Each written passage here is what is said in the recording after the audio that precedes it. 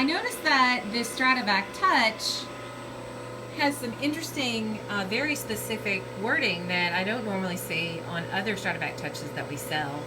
How is this different as a solution than, say, that we use for distillation, a StrataVac Touch? What is this particular solution used for? This particular solution is used for automating the pump down of a high vacuum system. It's a little bit different than a normal roughing situation where you use one pump, turn it on, you go as low as you can go.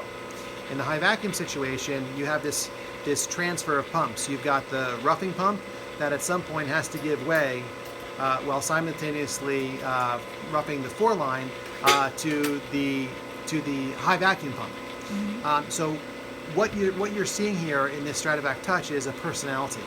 And the StrataVac Touch has several personalities. This is the pump down personality. Another personality you might be familiar with is the sweep gas personality. Another one you might be familiar with is the vacuum control personality when used with our dynamo proportional valves. So how easy is this to use the system to automatically control pump downs on larger high vacuum systems? Well, Jennifer, often the valves on various systems are quite similarly actuated. They're actuated by a voltage level.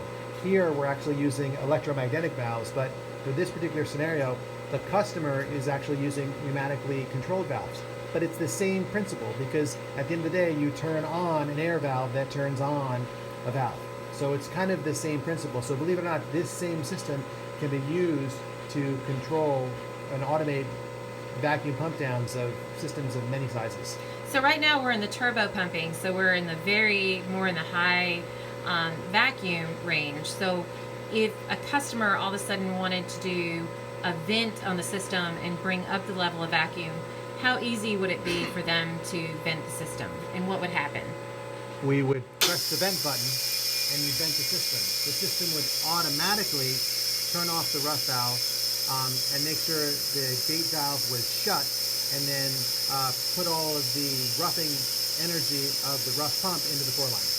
All done automatically. And the reason you want to do the gate pump is you want to seal off or isolate the turbo pump to protect that turbo pump and make sure that it's keeping at its most optimal pressure. Is that correct? Yeah, you don't want to expose a turbo molecular pump to atmospheric pressure. Doesn't make it happy. Got it. So how easy would it be to switch back over to the pump down in this solution?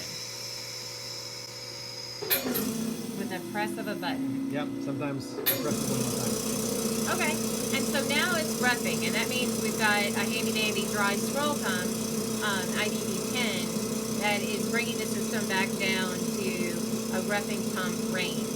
And then it gets down to a specific range. And what range is that where the turbo pump would take over? I'll turn this off for a second just so I can hear you. The turbo pump really would like to be down below a torr. In this particular application, half a torr is what the customer recommended. Okay, great. You want to start that over again? And let's see how we're doing.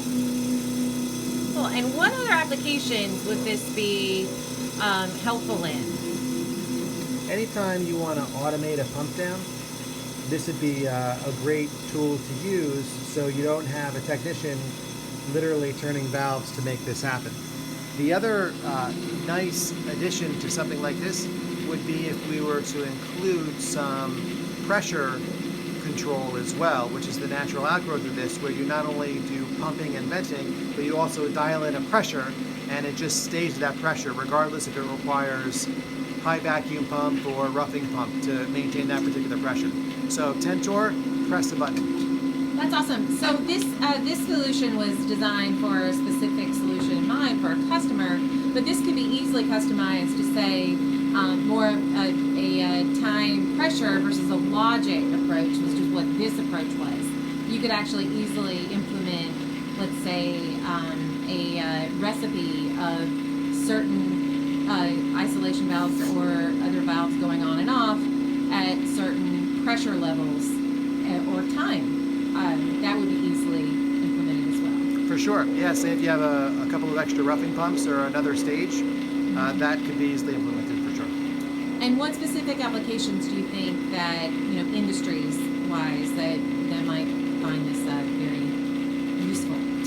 I would say, especially in R&D, when you're trying to prove out a particular system, to be able to just have a system like this so you don't have to worry about the brain power it takes to safely pull down a vacuum system, that's where it helps. So if you're building a plasma system, if you're building a coating system, this might be a nice solution. When you get to production, you might implement one of these solutions and use our integration for machine-to-machine communication, or you might go to a PLC. But this is a nice way to get started for sure. Sounds great. Thanks, Tim.